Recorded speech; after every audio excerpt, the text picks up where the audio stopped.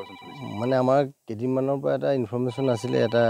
criminal gang with arms বিশেষকৈ আমাৰ মেঘালয় অসম পাৰ্শ্বৱৰ্তী অঞ্চলত ঘূৰা ফুৰা কৰি আছে তেওঁলোকৰ কিছুমান প্লেনিং আছে সেইমতে আমি কিছুদিনৰ পৰা আমি অপাৰেশ্যন চলাই আছোঁ আজি ৰাতিপুৱা এটা আমাক খবৰ আহিলে যে এই টিমটোৱে কিবা এটা কিডনেপিং বা এনেকুৱা ধৰণৰ কিবা এটা কাৰ্যকলাপ চলাবলৈ এইফালে মুভমেণ্ট কৰিছে সেইটোৰ ওপৰত বেছ কৰি এটা কোঅৰ্ডিনেটেড নাকা কেইবাটাও ঠাইত আমি লে কৰিলোঁ এই অঞ্চলত কৰিছোঁ আৰু তেনেকৈ আপোনালোকে দেখিব দুধনৈ এই অঞ্চলবিলাকতো কৰা হৈছে আৰু এইখন এখন গাড়ীত তেওঁলোকে এইফালে মুভ কৰিছিলে মুভ কৰি আমাৰ যিটো পাৰ্টি ইয়াত আছিলে তেওঁলোকক দেখা পাই তেওঁলোকে প্ৰথমতে ঘূৰিব চেষ্টা কৰিলে যেতিয়া দেখিলে ঘূৰিব পৰা অৱস্থাত তেওঁলোক নাই তেতিয়া তেওঁলোকে পুলিচ পাৰ্টিলৈ ফায়াৰ কৰিছিলে আৰু আমাৰ পাৰ্টিৰ ৰিটালিয়েশ্যন ইন চেল্ফ ডিফেন্স আমাৰ ফালৰ পৰা ফায়াৰ হ'ল আৰু ফায়াৰ যেতিয়া বন্ধ হ'ল তেতিয়া অঞ্চলটো চাৰ্চ কৰা হ'ল গাড়ীখনো চাৰ্চ কৰা হ'ল গাড়ীখনৰ ভিতৰত 4টা ইনজিঅ'ৰ্ড আমি ব্যক্তি পালোঁ তেওঁলোকক ইমিডিয়েটলি হস্পিটেললৈ আমি ৰিচিভ কৰিছোঁ তাত তেওঁলোকক ডক্টৰে ব্ৰড ডেড ডিক্লেয়াৰ কৰিছে আৰু এতিয়া চাৰ্চত আমি দেখিছোঁ 4টা পিষ্টল তাতে উদ্ধাৰ হৈছে আৰু বাকী কামখিনি এতিয়া কৰি থকা হৈছে আৰু মানুহকেইজন কোন হয় সেইখিনি চিনাক্ত কৰিব লাগিব ভেৰিফাই কৰি আমি সঠিক এতিয়া গম পাওঁ 4টা ডেট ছাৰ 4জনে ব্ৰড ডেড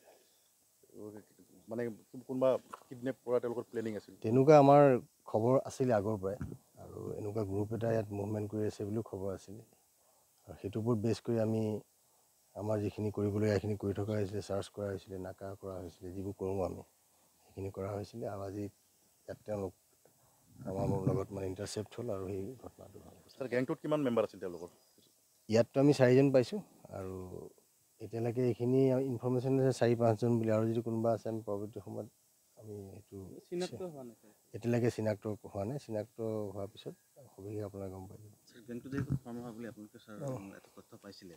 এই গেংটো ছাৰ কেনেধৰণৰ মানুহৰ দ্বাৰা ফৰ্ম হৈছিলে বা তেওঁলোকৰ কিবা নহয় এতিয়া আমি দেখাত ইয়াততো মিক্স কমিউনিটিৰ নিচিনা লাগিছে যেতিয়া আইডেণ্টিফাই হৈ যাব তেতিয়া আমি গম পাম আৰু আমাৰ যিখিনি আৰক্ষী সষ্টম হ'ব লাগে আমি গোৱালপাৰা আৰক্ষী সষ্টম হৈ আছোঁ ইয়াত কোনো ধৰণৰ কাৰ্যকলাপ তেনেকুৱা ধৰণৰ কৰিবলৈ দিয়া নহ'ব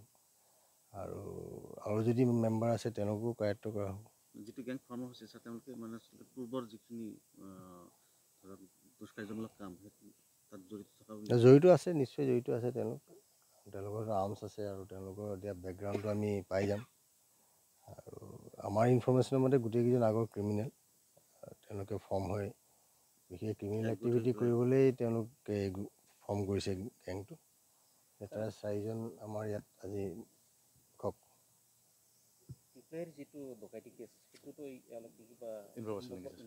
আমাৰ ইনফৰমেশ্যনত এই গ্ৰুপটোৰে কেইজনমান তাতো ইনভলভ আছে বুলি পাইছোঁ মই ক'লোঁ যিহেতুকে আপোনাৰ আইডেণ্টিফাই হ'লে আমি গম পাই যাম কাৰণ তাত ইনভলভ থকাখিনি আমাৰ ইতিমধ্যে আমাৰ হাতত তথ্য আছে